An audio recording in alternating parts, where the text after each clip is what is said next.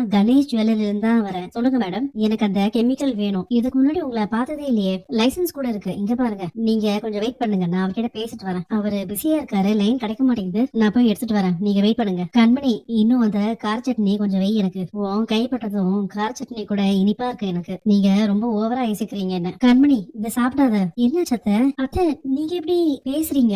எதுக்கு என்ன அரைஞ்சீங்க? முதல்ல இவங்க எப்படி நிக்கிறாங்க, எப்படி பேசுறாங்கங்கறத கேளுங்க. நான் சொல்லும் போது யாருமே நம்பல. இப்ப தெரிஞ்சு போச்சா இவங்க பண்ணது எல்லாமே டிராமான்னு? உன்னை பத்தி இந்த வீட்ல நிறைய பேருக்கு தெரியாதுல.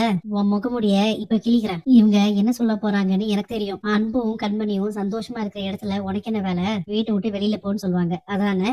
அதுக்காக என் மேல ஏதாச்சும் பழி போடுவாங்க. எனக்கு நடந்தது ஆக்சிடென்ட் தான் எல்லாரும் நினைச்சிட்டு இருக்கீங்கல்ல. ஆனா அது இந்த வெண்ணிலாவோட பிளான். அது மட்டும் இல்லாம அது அவ எனக்காக பிளான் பண்ணது இல்ல, கண்மணிக்காக பிளான் பண்ணது. கண்மணிக்கு எதுவும் ஆயிடக்கூடாதுன்னு நான் போய் காப்பாத்தினேன். எல்லாத்தையும் பண்ணிட்டு நம்ம வீட்டுக்குள்ளே நல்ல மாதிரி நாடகம் ஆடிட்டு இருக்கா. எதுக்கு என் மேல இவ்வளவு பெரிய அபாண்டமான பழைய தூக்கி போடுறீங்க? என் ஃப்ரெண்டு போய் நான் எப்படி இப்படி பண்ணுவேன்? என்னால அப்படி யோசிச்சு கூட பார்க்க முடியல. நீ எந்த அடிப்படையில எந்த ஆதாரத்தோட இதெல்லாம் சொல்லிட்டு இருக்க? இவ பண்ண வேலை எல்லாத்தையும் நான் என் கண்ணால பார்த்தேன். நான் தான் அதுக்கான சாட்சி. கண்மணியை என் கிட்ட இருந்து பிரிக்கிறதுக்காக இந்த எக்ஸ்ட்ரீம் போயிட்டல நீ. கண்மணியை நான் எப்பயுமே விரோதியா பார்த்ததே இல்ல. அவ இப்பவும் என்னோட ஃப்ரெண்டு தான். இப்ப கூட இவ கண்மணி சாப்பிடுறதுல எதையோ கலந்துருக்கா. நான் என் கண்ணால பார்த்த உண்மைதான் சொல்றேன். இவ பண்ண காரியத்தினாலதான் நான் அதிர்ச்சி அடைஞ்சு எலும்பி நடந்து வந்தேன். எனக்கு பேச்சும் அப்படிதான் வந்துச்சு. பாரு வெண்ணிலா, ஒழுங்கா உண்மையை ஒத்துட்டு மன்னிப்பு கேளு. இல்லனா காலம் முழுக்க ஜெயில் கம்பிய எண்ண வேண்டியதா இருக்கும். நீங்க என் மேல வச்ச குற்றச்சாட்டை நான் இப்போ உங்க மேல சொன்னா